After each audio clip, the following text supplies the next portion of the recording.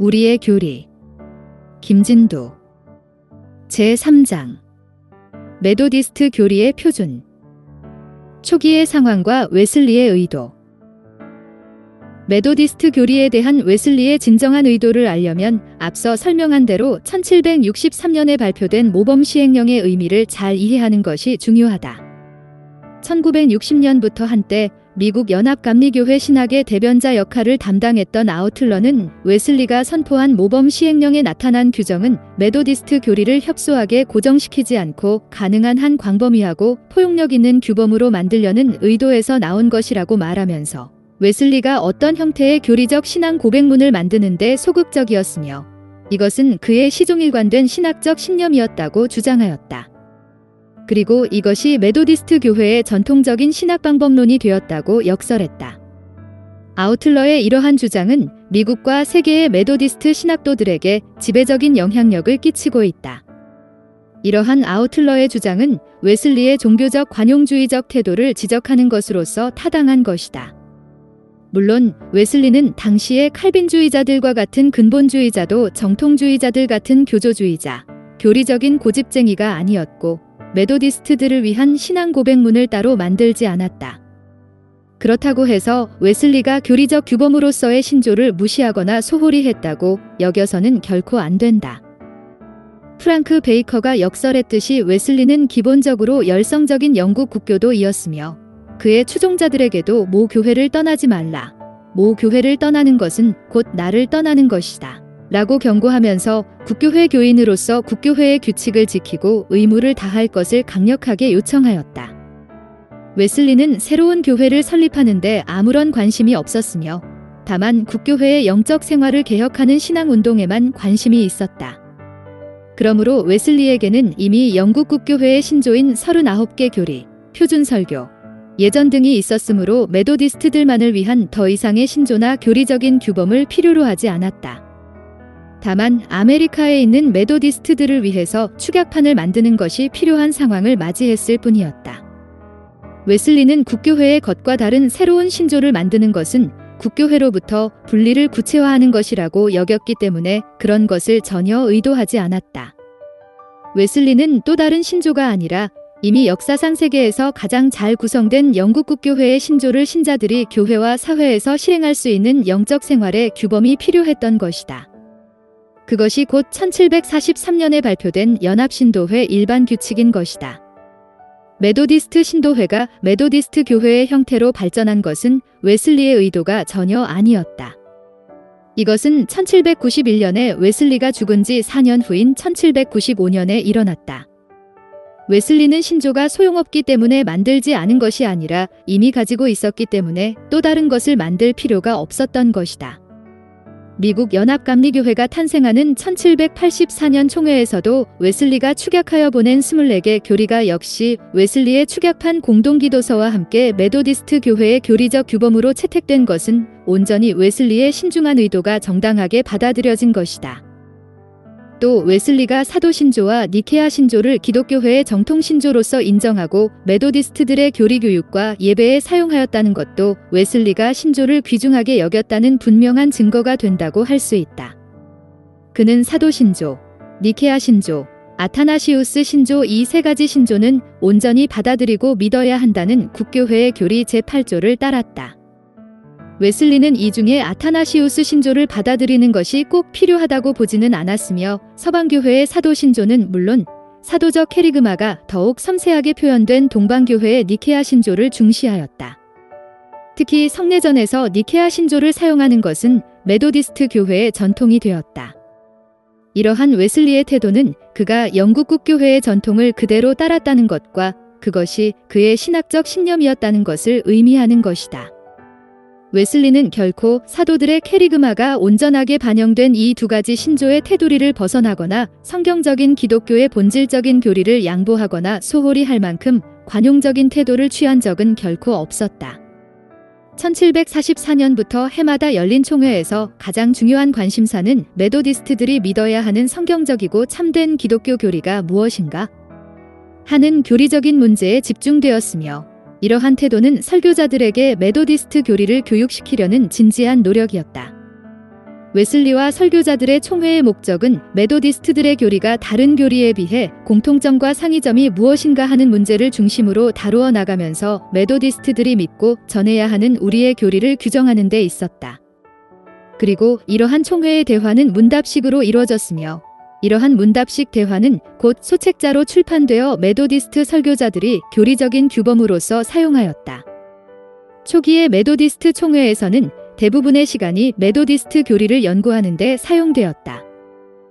표준 설교와 신약성서 주해에 포함되지 않은 교리를 설교해서는 안 된다는 모범 시행령의 규정에 관해서 아우틀러는 교리적인 한계를 가능한 한 광범위하게 설정하려는 관용주의를 의미하는 것으로 해석하는데 이러한 견해는 웨슬리의 의도를 충분히 이해하는 것이라고 보기 어렵다. 물론 웨슬리는 영국 교회의 교리적 관용주의의 정신을 갖고 있었던 것은 사실이다.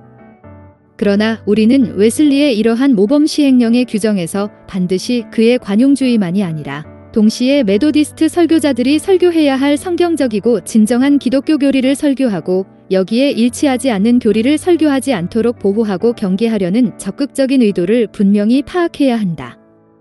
신약성서 주해도 성경 해석을 바르게 하여 메도디스트 교리를 바르게 설교하게 하려는 의도로 만들어진 것이며 특히 메도디스트 교리가 주로 신약성경의 복음서와 서신의 구원론을 토대로 형성된 것이므로 신약성경의 중요한 부분을 바르게 해석하고 설교하게 하려는 의도에서 제공된 것이라고 보는 것이 옳다.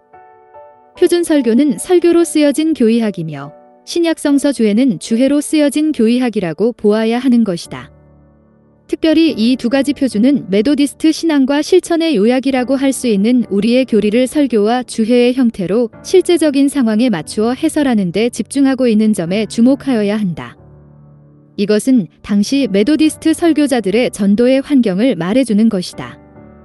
초기 메도디스트 설교자들은 칼빈주의자들이나 상당수의 영국 국교도 같이 메도디스트 교리를 왜곡하고 비난하는 반대자들과 진정한 기독교 교리를 왜곡하는 자들과 만날 수밖에 없는 환경에 처해 있었기 때문이다.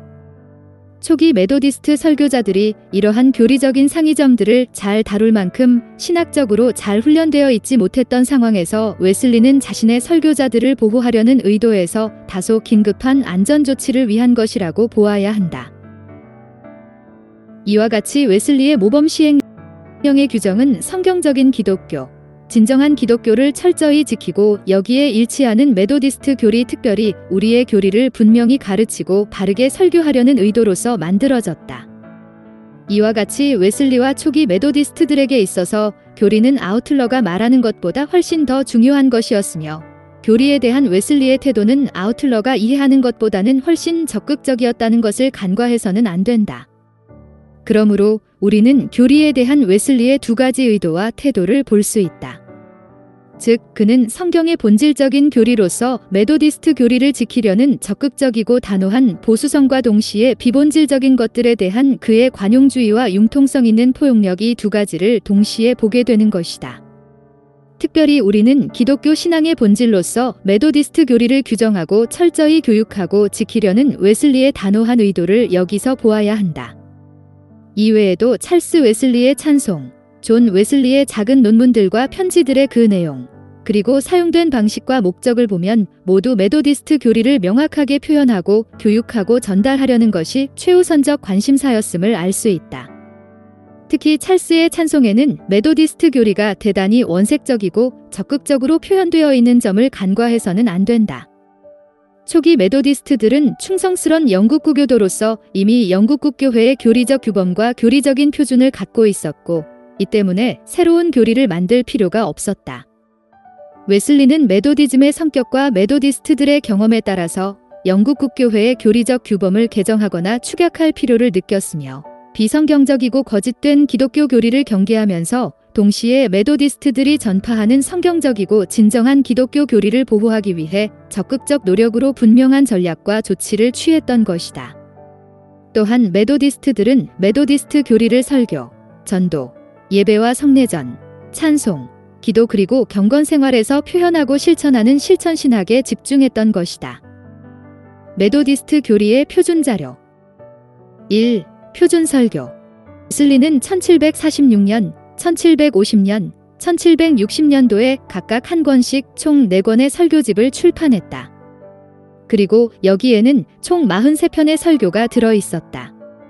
그는 1763년의 모범 시행령에서 이 4권의 설교를 메도디스트 설교자들의 표준 설교로 선언하였다.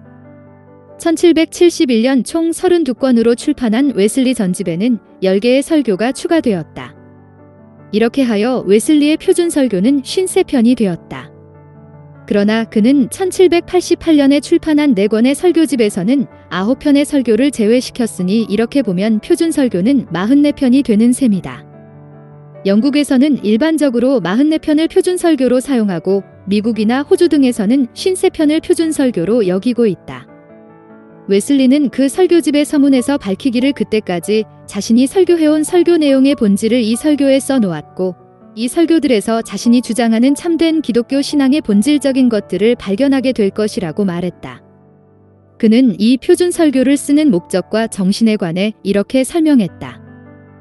나는 하늘나라에 가는 길에 관하여 성서에서 발견한 것들을 이 설교들에 기록하였다. 나는 참으로 성서적이고 경험적인 기독교 신앙을 설명하려고 노력하였다. 기독교 신앙에 있어서 본질적인 것은 하나도 빠뜨리지 않았다. 본질적이지 않은 것은 덧붙이지 않으려고 노력했다. 메도디스트 4가지 모든 사람의 교리. 제1장. 모든 사람이 구원받을 필요가 있다. 모든 사람은 원죄로 인하여 전적으로 타락하였다. 첫 번째 교리는 원죄와 전적 타락에 관한 교리로서 모든 사람이 죄와 죽음으로부터 구원받지 않으면 안 될 위기에 처해 있다는 것으로 시작한다. 웨슬리는 모든 인간이 아담의 죄와 죄책을 지니고 태어나 죄의 속박과 영원한 저주와 멸망으로 가는 절망 가운데 있다는 성경적이고도 고전적인 원죄와 전적 타락의 교리를 주장하였다. 그는 인간의 본성은 근본적으로 부패하고 전적으로 타락하여 어떤 선한 생각이나 말이나 행동도 할 수 없는 상태에 놓이게 되었고 인간이 가장 선한 것을 할 때에도 그는 죄악으로 깊이 오염되고 가득 차게 되었다고 믿었다. 웨슬리는 영국 교회의 39개 교리의 제9조 원죄에 관하여의 내용의 절반 이상을 삭제하고 다음과 같이 요약하였다.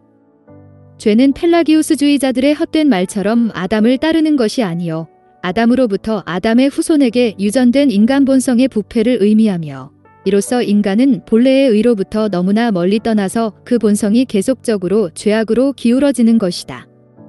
이렇게 하여 웨슬리는 인간 본성에 대한 일체의 펠라기우스적 요소를 부인하고 성경적이고 전통적인 원죄와 전적 타락을 주장한 것이다.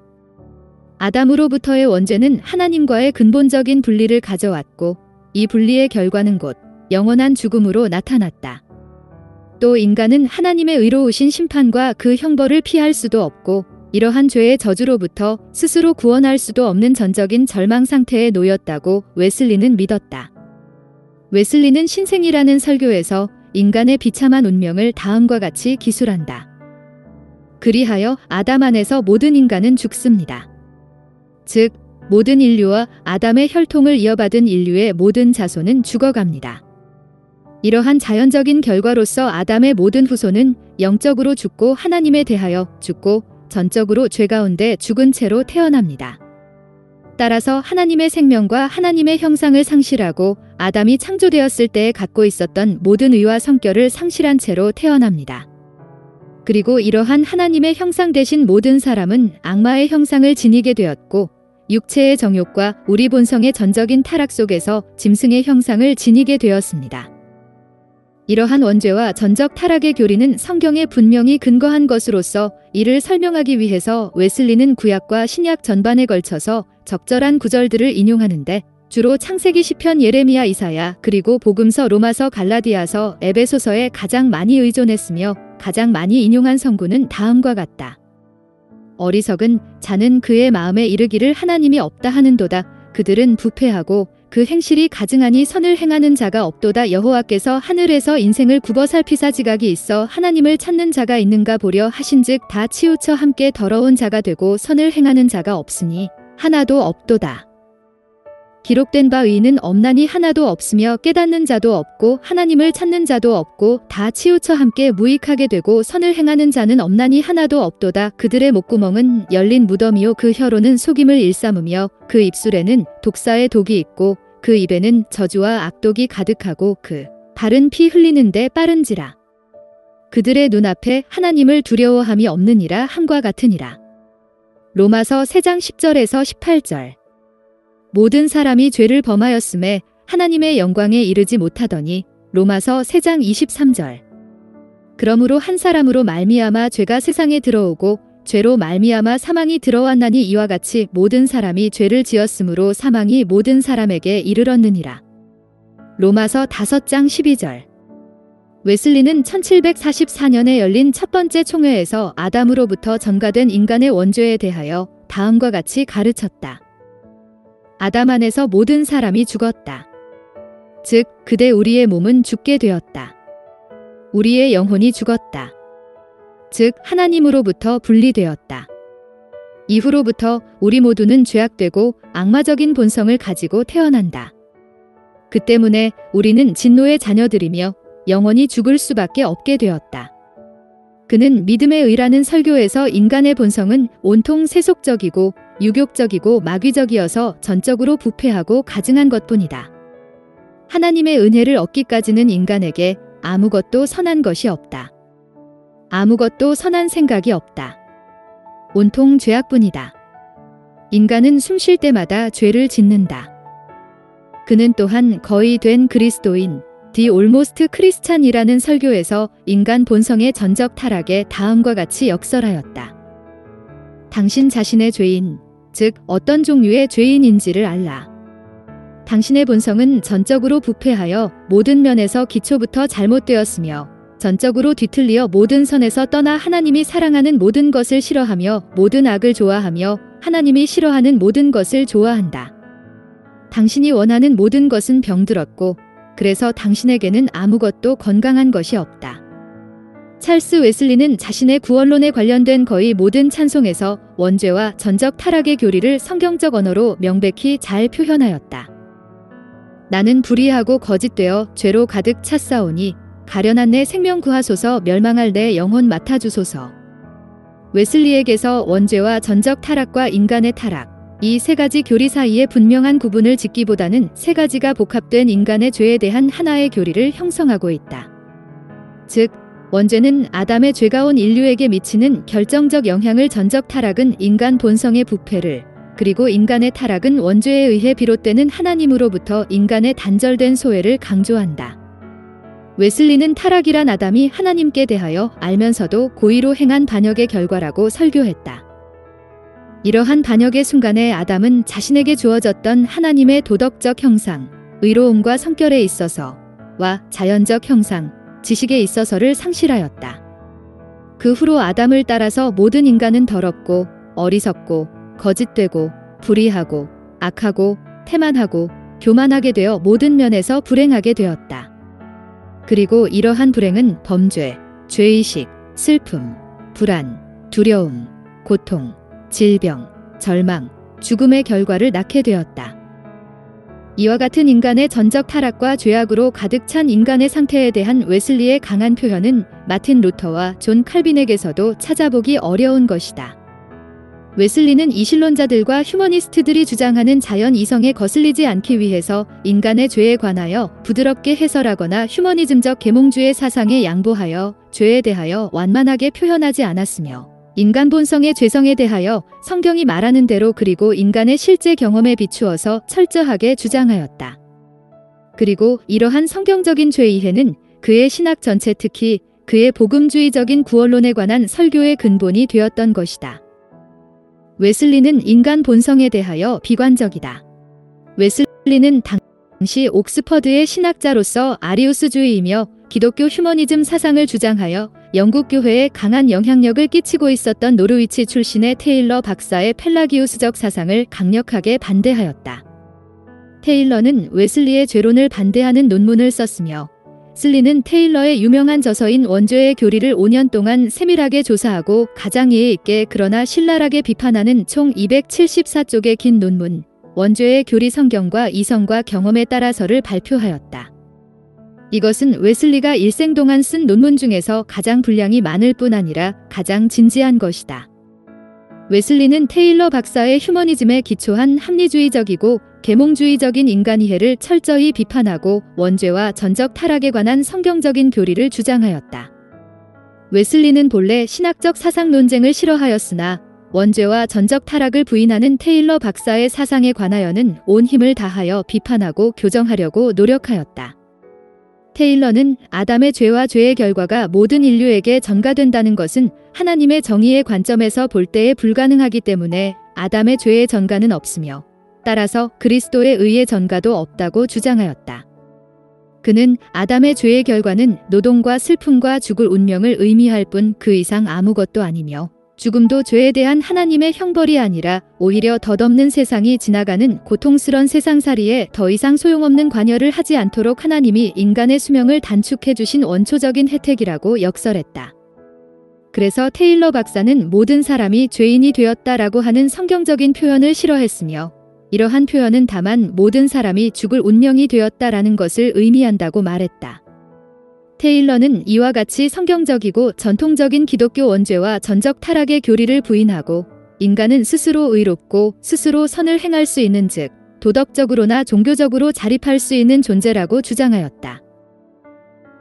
당시에 이러한 인간관은 기독교를 한갓 인간의 범주를 넘지 못하는 종교로 전락시켰으며 인간을 하늘에까지 치켜올려 인간을 하나님보다 조금 못한 존재로 여기고 결국은 인간 자신을 종교의 중심과 본질로 만들어 하나님도 그리스도도 없는 기독교를 만들려고 시도했던 것이다. 웨슬리도 그가 아메리카에 선교사로 갈 때까지 이와 같은 낙관주의적인 인간이해를 가지고 있었다. 인간은 창조시부터 거룩하고 자비로우며 완전하고 순결한 존재였다고 생각한 대로 아메리카의 인디언들은 죄가 없으며 순박하고 신실하며 문명에 의해 손상되지 않아 순전한 복음을 받아들이기에 가장 적합하고 준비된 자들이라고 믿었다. 그러나 이러한 그들의 낭만적인 인간관은 인디언들을 경험했을 때 깨어지고 말았다. 이것은 18세기에 유행했던 것으로서 비성경적이며 비합리적인 인간관이며 장자크 루소도 가졌던 사상이었다. 웨슬리의 낙관주의적, 낭만주의적, 계몽주의적인 인간관은 그가 복음적인 회심의 체험을 기점으로 해서 근본적으로 바뀌었다. 테일러의 죄론에 대하여 웨슬리는 성경과 이성과 경험에 근거해서 답변하였다.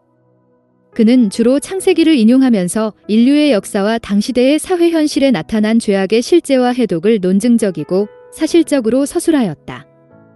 웨슬리는 테일러 박사가 한 사람에 의하여 죄가 세상에 들어왔으며 죄에 의하여 죽음이 들어왔다. 그리하여 죽음은 모든 인류에게 주어졌는데 이것은 모든 사람이 죄를 범하였기 때문이다. 라는 성서적 진리를 부인한다고 지적하고 아담의 원죄와 죄책과 이로 인한 저주는 모든 인류에게 전가되어 유전되었으며 모든 사람의 본성을 전적으로 부패케 하였으며 이러한 불행으로부터의 구출은 오로지 그리스도의 구속의 은혜에 의한 중생의 역사를 절대적으로 필요로 한다고 반박하였다.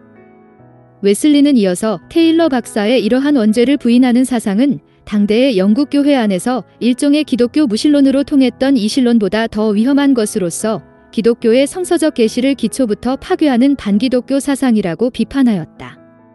그는 테일러의 이론이야말로 나는 예수 그리스도도 기독교도 필요로 하지 않는다는 말과 같으며 이와 같은 휴머니즘적인 종교는 역사적 기독교를 파괴하려는 것이라고 하였다.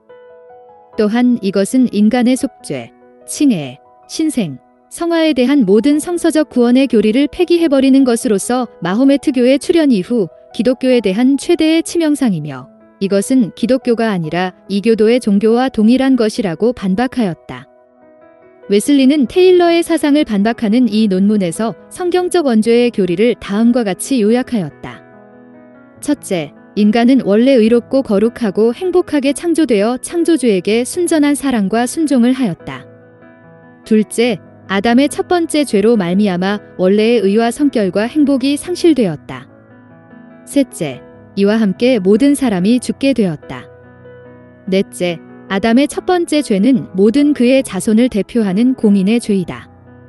다섯째, 결과적으로 모든 사람은 출생부터 진노의 자식이며 모든 의에서 멀리 떠나고 모든 죄에 떨어지게 되었다. 여섯째, 아담의 원죄는 모든 인간의 성품을 전적으로 부패하게 하였으며 부패한 인간성은 인간으로 하여금 모든 고통과 불행을 경험하고 마지막에는 영원한 멸망에 떨어지게 하였다. 웨슬리는 성경 자체가 인간 본성에 대한 낙관주의적인 견해에 동의하지 않는다고 말하면서 다음과 같이 주장하였다. 한 사람의 불순종으로 인해서 모든 사람이 죄인으로 판정을 받았으며 아담 안에서 모든 사람이 죽었으니 영적으로 죽어서 하나님이 주신 생명과 하나님의 형상을 상실했으며 이어서 타락하고 죄로 가득 찬 아담은 자신과 같은 상태의 자손을 낳았으니 결과적으로 다른 모든 인류는 물론 우리들도 본성적으로 원죄와 자범죄로 인해 죽게 되었다. 아담 이후로 모든 인간은 그 마음의 생각, 즉 모든 상상까지도 오로지 악할 뿐이며 세상에서 하나님 없이 살려고 하는 무신론자들이며 마귀의 형상을 지니게 되었고 하나님의 은혜를 입지 않고는 어떤 인간도 이와 같은 상태에서 벗어날 수 없다. 웨슬리는 인간 본성의 타락의 정도에 관하여 루터와 칼빈보다도 더 강한 표현을 사용했다. 그는 원죄와 전적 타락의 가르침을 성경의 핵심이고 진정한 기독교의 교리로서 이것이 기독교와 이교 사이의 근본적인 차이점이므로 원죄를 부인하는 자는 아직 이교도에 속하고 원죄를 인정하는 자는 기독교도에 속한다고 주장했다. 웨슬리 형제는 인간 본성에 대하여 모든 펠라기우스적 낙관주의를 배격하며 성경에 근거하고 경험에 비추어 본 대로 철저히 비관적이었다. 인간은 선행은혜에도 불구하고 전적으로 타락하였다. 그러나 대부분의 웨슬리 학도들은 이와 같은 웨슬리의 전적 타락의 사상은 그의 선행적 은혜에 의해서 다소 수정되어야 한다고 생각할지 모른다.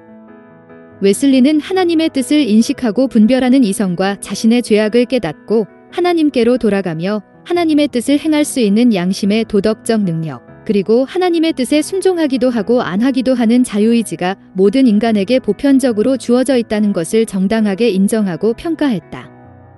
그는 이러한 복음의 은혜 이전에 인간에게 이미 주어진 이성적이고 도덕적인 의지와 능력을 선행적 은혜라는 용어 속에 포괄적으로 이해하고 사용했다고 여겨진다.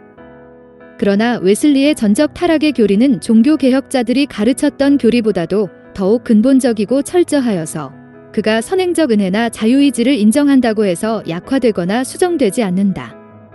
그는 인간의 타락으로 인해서 하나님의 도덕적 형상이 본질적으로 파괴되었으나 형식상으로는 남아있거나 다시 주어졌다고 믿었다. 그러나 이미 기술한 대로 웨슬리는 하나님의 형상이 본질적으로 파괴된 인간은 자신에게 남아있는 선행적 은혜만으로는 선을 행할 수 없고 의를 이룰 수 없는 전적으로 도덕적 무능력과 절망의 상태에 여전히 놓여 있다는 이해를 양보하지 않았다. 그는 그의 신약성경 주해의 로마서 주해에서 인간의 전적 타락을 증거하는 근거로서 다음의 구절에 집중하였다. 하나님의 진노가 불의로 진리를 막는 사람들의 모든 경건하지 않음과 불의에 대하여 하늘로부터 나타나나니 하나님을 알되 하나님을 영화롭게도 아니하며 감사하지도 아니하고 오히려 그 생각이 허망하여지며 미련한 마음이 어두워졌나니 스스로 지혜 있다 하나 어리석게 되어 썩어지지 아니하는 하나님의 영광을 썩어질 사람과 새의 짐승과 기어다니는 동물 모양의 우상으로 바꾸었느니라. 그들이 마음에 하나님 두기를 싫어하매 곧 모든 불의, 추악, 탐욕, 악의가 가득한 자요시기, 살인, 분쟁, 사기, 악독이 가득한 자요, 수군수군하는 자요, 비방하는 자요, 하나님께서 미워하시는 자요, 능욕하는 자요, 교만한 자요, 자랑하는 자요, 악을 도모하는 자요, 부모를 거역하는 자요, 우매한 자요, 배약하는 자요, 무정한 자요, 무자비한 자라. 로마서 1장 18절에서 31절. 웨슬리는 하나님의 도덕적 형상은 근본적이고 전적으로 파괴되고 상실되었으며 오로지 그 형식만 남아있을 뿐이라고 주장한다. 웨슬리의 설교의 내용을 세심히 연구해보면 인간은 타락으로 인해서 도덕적 형상에 단순히 손상을 입은 정도가 아니라 근본적으로 파괴되었다는 것과 그 파괴력이 인간의 현실 생활에 실제로 결정적인 영향을 끼치며 모든 인간 불행의 원인이 된다는 것을 강조하는 것을 쉽게 발견할 수 있다. 그러므로 우리는 그가 그의 선행은혜의 교리로서 원죄와 전적 타락의 실제성을 수정하거나 약화 또는 분해시키려는 어떤 의도도 보이지 않는다는 것을 확신하게 된다. 따라서 우리는 웨슬리가 인간의 자유의지나 양심의 전적인 자유나 스스로 구원할 수 있는 그 어떤 인간 본성의 자연적 능력이나 요소를 인정하려는 펠라기우스주의자도 아니며 아르미니우스주의자도 아니라는 사실을 분명히 알아야 한다. 그는 인간에게 주어진 선행은혜를 정당하게 인정하면서 동시에 성서적인 원죄와 전적 타락의 교리를 확고히 지켰다. 그 이유는 이 교리야말로 성경이 가르치는 인간에 대한 진실된 가르침일 뿐 아니라 자신과 모든 사람이 경험하는 인간의 현실이기 때문이다. 웨슬리에게서 원죄와 전적 타락은 신학적 이론 이전의 인간이 실제로 경험하는 생의 현실이었다. 원죄로 죽은 인간은 구원의 은혜를 필요로 한다. 원죄와 전적 타락에 대한 웨슬리안 메도디스트 교리는 인간이 반드시 구원받아야만 한다는 긴급한 구원의 필요성을 설립할 뿐만 아니라 구원을 위해서는 하나님의 은혜, 즉 칭의하는 은혜와 성화하는 은혜를 절대적으로 요청하는 것이다. 웨슬리는 이 사실을 다음과 같이 선언했다. 인간은 본성에 있어서 전적으로 부패했으나 은혜로 말미암아 전적으로 새로워질 것이다. 웨슬리는 인간의 죄에 대해서는 지극히 비관적이었지만 인간을 구원하는 하나님의 은혜에 대해서는 지극히 낙관적이었다. 즉 그는 죄로 인한 인간의 절망과 무능력, 그리고 동시에 은혜에 의한 인간의 구원과 새로운 삶의 가능성을 확신하고 가르쳤다. 웨슬리의 복음적인 설교의 전형적 구조는 먼저 인간의 죄성을 말한 다음 이 기초 위에서 하나님의 구원하는 은혜를 제시하는 것이다. 어떤 상황에서는 이 순서가 바뀌기도 한다. 그러나 그는 복음 전도자로서 죄로 인한 인간의 고통, 질병, 그리고 죽음과 멸망으로 가는 절망적 상황을 적나라하게 드러내면서 이 모든 불행에서 구원하는 은혜의 필요성을 강력하고도 긴급하게 제시하는 방식을 취했다. 믿음으로 얻는 구원이란 설교에서 그는 다음과 같이 설교했다. 하나님이 베푸시는 모든 복은 하나님 자신의 은혜와 풍성한 자비로서 모든 사람에게 주시는 것들입니다. 죄인이 아무리 작은 죄라도 스스로 속죄할 수 있습니까? 자신의 능력으로 안 됩니다. 인간에게 어떤 거룩한 요소가 조금이라도 있습니까? 아닙니다. 모든 인간은 거룩한 요소가 전혀 없고 죄로 가득 찼을 뿐이어서 오로지 위로부터 오는 대속이 필요합니다. 부패한 나무는 부패한 열매를 맺을 뿐입니다. 인간의 마음은 온통 부패하고 가증한 것으로 가득 찼습니다. 그래서 처음에 창조주의 형상대로 인간에게 부여된 영광스러운 을, 즉 하나님의 영광에서 떨어졌습니다. 이와 같이 웨슬리는 인간의 죄성을 간파하고 이어서 은혜의 필요성을 제시한다.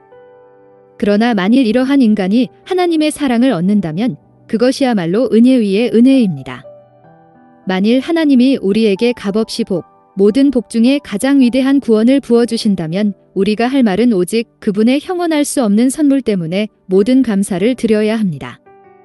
우리가 아직 죄인이었을 때에 그리스도는 우리를 구원하기 위하여 죽으셨도다. 그러므로 너희가 은혜를 인하여 믿음으로 구원을 얻었도다. 은혜는 구원의 원천이고 믿음은 구원의 조건입니다. 이와 같이 웨슬리는 그의 모든 복음적 설교에서 모든 불행의 뿌리인 죄성에 대한 유일한 해결책으로 복음의 은혜를 제시하고 이 은혜를 받아들이는 믿음을 요청한다.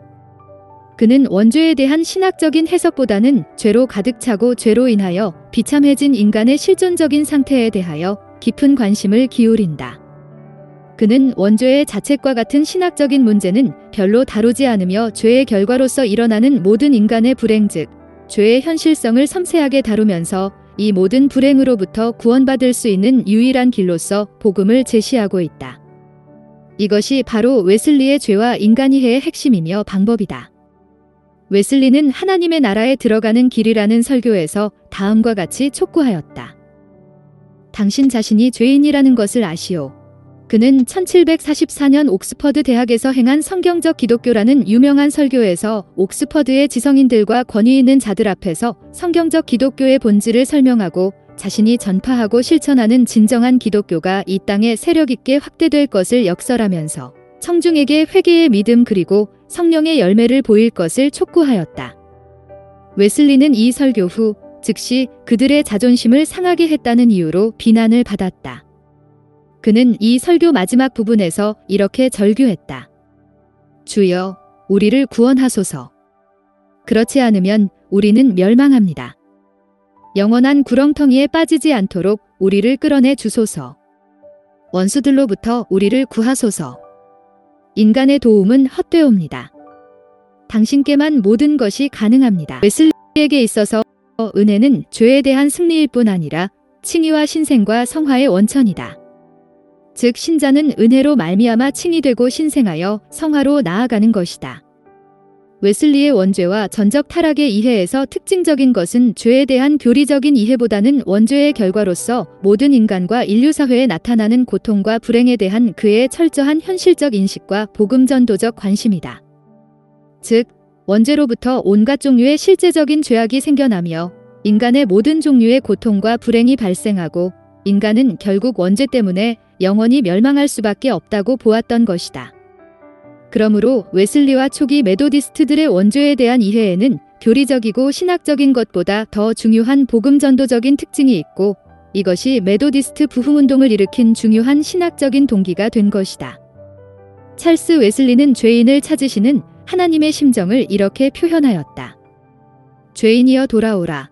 왜 죽음으로 달려가는가?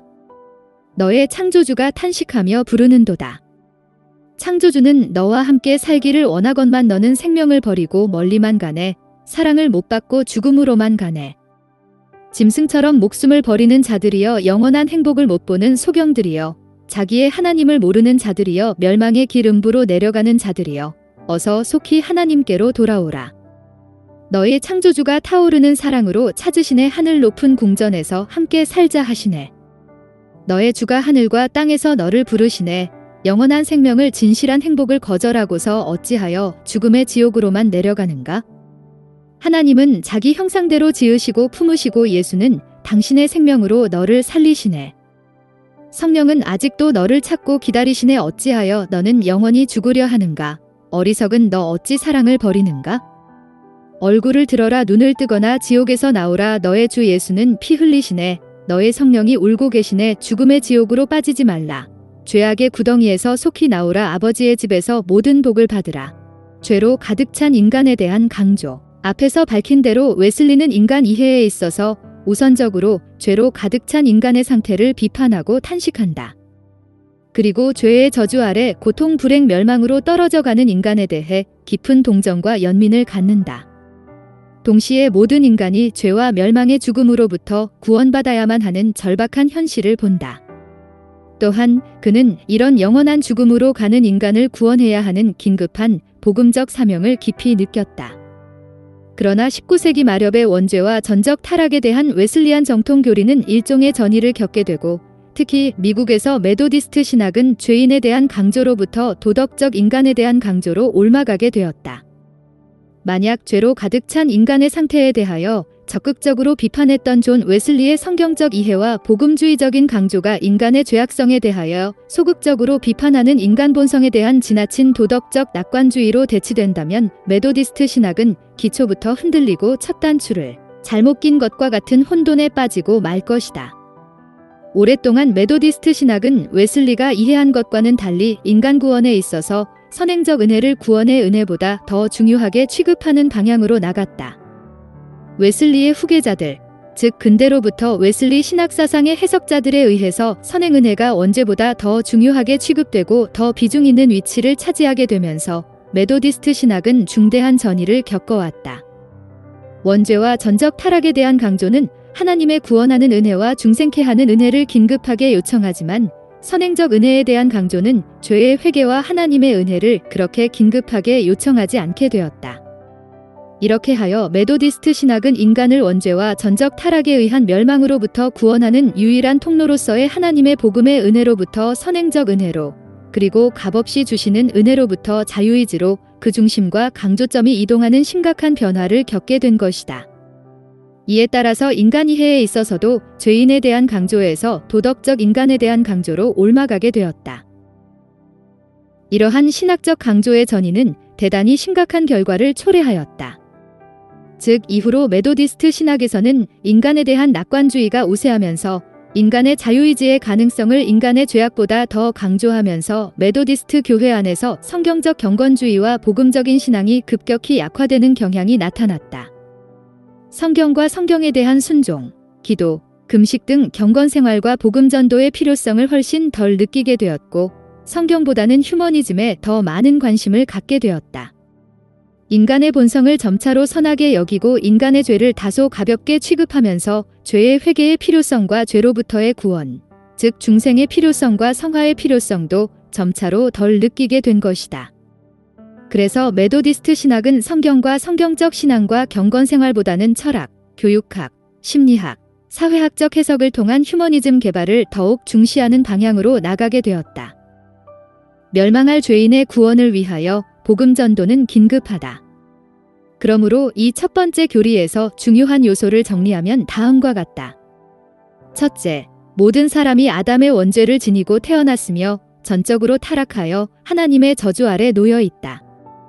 둘째, 모든 사람이 즉시 구원을 받지 않으면 영원히 멸망할 수밖에 없는 절박하고 긴급한 현실 속에 있다.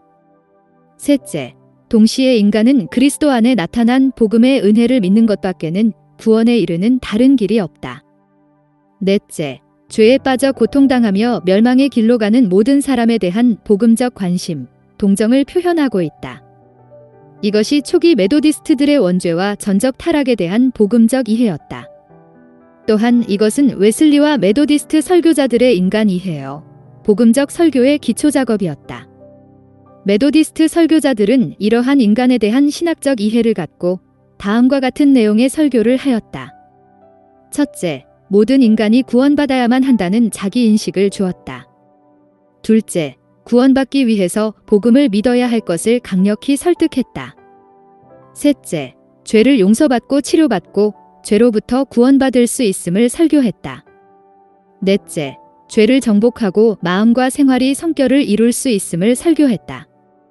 메도디스트 신학은 인간의 죄에 대한 교리에 있어서 죄로 인해 당하는 인간의 고통과 비참한 상태에서 구원받지 않으면 안 되는 인간의 절박한 현실을 직시하고 동정하고 구원의 비전과 성결의 복을 제시하는 죄에 대한 복음 전도적 이해를 강조했던 것이다. 모든 사람은 죄로 인해 고통당하고 불행하고 영원한 멸망으로 떨어지고 있다. 그러므로 모든 사람은 죄로부터 반드시 구원을 받아야만 한다. 그렇지 않으면 영원히 멸망으로 떨어질 수밖에 없는 위기에 처해 있는 것이다. 그러므로 복음 전도와 영혼 구원의 일은 언제나 가장 긴급하다. 이것이 웨슬리의 성서적이고 사도적인 복음주의적 죄에 대한 교리이며 인간 이해이다. 찰스 웨슬리의 속죄의 은혜를 노래하는 찬송들은 인간의 비참한 죄악성을 직시하도록 하며 그리스도의 속죄의 능력과 구원의 은혜에 대한 성경적인 교리를 가장 적절한 시어로 표현함으로써 메도디스트의 원조와 전적 타락의 교리를 명백히 선언하고 있다. 나의 이름은 먼지와 재라고 하며 나의 모든 것은 죄와 가련함 뿐이여라. 당신의 은혜를 살만한 것 전혀 없어라. 생각도 말도 일도 온통 죄악뿐이라.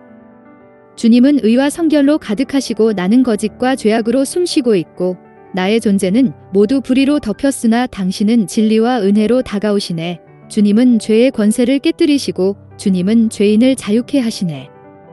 더러운 죄인을 깨끗게 하시는 당신의 피 내 생명 살리는도다. 나 이제 눈을 들어 주를 봅니다. 나의 슬픈 고통의 더러운 냄새 사라지고 주님의 피와 향기가 나를 높이네. 죄인들의 친구여 흠 없으신 어린 양 당신의 피날 위해 흘리셨네. 사람들아 영혼들아 주님을 바라보라. 타락한 인류여 하나님을 모시라. 나오시오 오로지 믿기만 하시오 은혜로 의롭게 되어 구원받으라. 성결은 행복이다. 홀리니스 이즈 해피니스. 웨슬리는 성화가 인간의 현세에서의 행복을 부정하거나 제한하는 것이 아니라 오히려 인간이 진정한 행복을 얻는 유일한 길임을 강조하였다.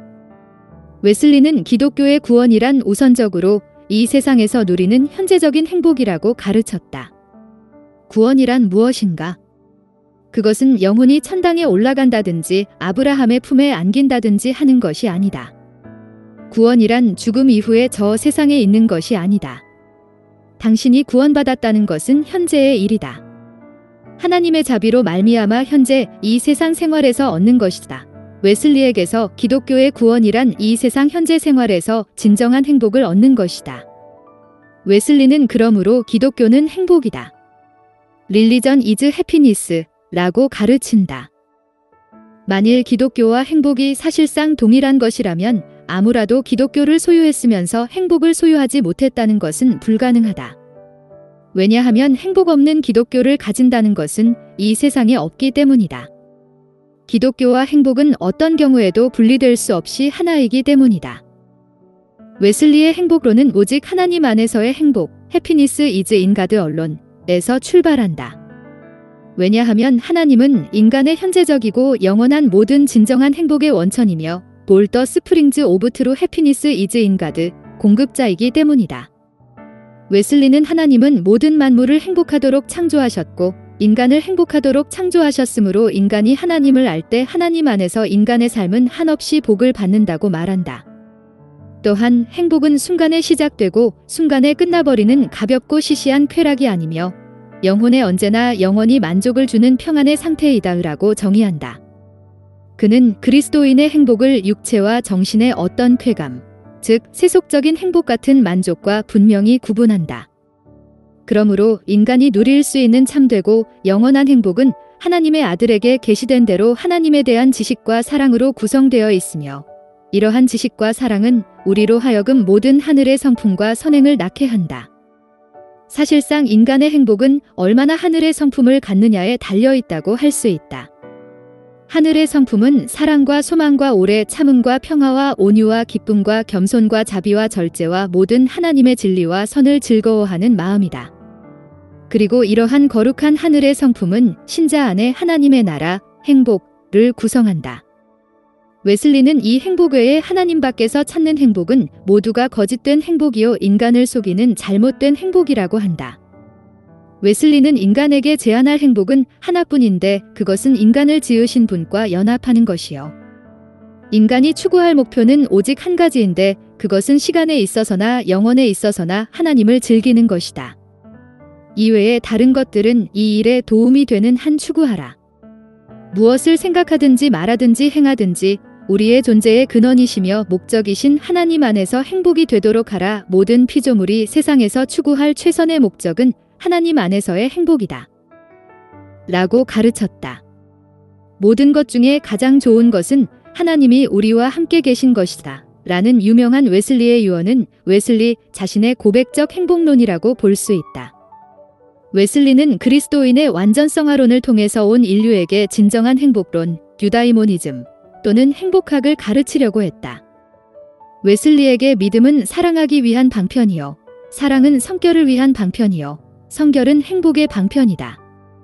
그리고 하나님은 본래 우리를 이러한 거룩한 삶 즉 행복한 삶을 살도록 만드셨으며 언제나 이러한 삶으로 부르신다.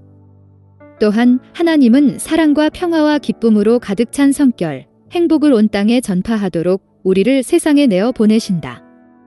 웨슬리는 성결과 행복은 하나이며 이것을 성서에서는 천국 또는 하나님의 나라라고 한다라고 말하면서 이러한 자신의 생각을 하나님의 나라로 가는 길이란 설교에서 다음과 같이 표현하였다. 참 종교란 하나님과 사람에게 향하는 마음이며 성결이요 동시에 행복이기 때문입니다. 그것은 다만 의로움뿐 아니라 평화와 성령 안에서의 기쁨이기도 합니다. 그것은 모든 고통에 찬 불안을 추방하는 평화입니다. 또 그것은 불안과 고뇌를 주는 모든 공포, 하나님의 진노의 공포, 지옥의 공포, 악마의 공포, 특히 죽음의 공포를 추방합니다. 하나님의 평화가 영혼 안에 확고하게 자리 잡은 곳에서는 그것과 함께 성령 안에서 기쁨도 있습니다. 그것은 성령에 의하여 마음속에 만들어진 하나님의 행복입니다. 성령의 증거로 생겨나는 평화와 확실한 기쁨이 그리스도인의 영혼에 충만케 되는 행복입니다. 이 성결과 행복이 하나로 되어 있는 것을 성경은 하나님의 나라라고 부릅니다. 하나님은 우리의 마음속에 왕좌를 정하시고 우리의 마음은 즉시로 의와 평화와 기쁨으로 충만해집니다. 천국이라고 불리우는 행복이 바로 우리 영혼 안에서부터 열려져 있기 때문입니다. 웨슬리의 행복론에서는 인간의 행복은 성화의 정도에 비례한다. 즉 행복은 성결에 의존한다. 거룩한 삶은 행복한 삶이다. 그리고 인간이 불행한 것은 거룩하지 못하기 때문이다. 웨슬리의 완전성화론은 침울하고 억누르는 율법주의나 도덕주의가 아니며 인간의 행복을 침해하거나 소홀히 하는 금욕주의나 염세주의, 그리고 잘못된 신비주의의 요소를 전혀 보이지 않는다. 완전성화론은 인간의 행복을 경시하는 과도한 엄격주의나 우울한 경건주의가 아니다. 그것은 인간의 진정한 행복을 얻는 길을 가르치는 최선의 행복론이다. 웨슬리와 초기 메도디스트들은 성서적 행복론자들이었다. 그러므로 성경적 성결을 온 땅에 전파한다는 말은 성경적 행복을 온 땅에 전파한다는 말과 같은 뜻이다.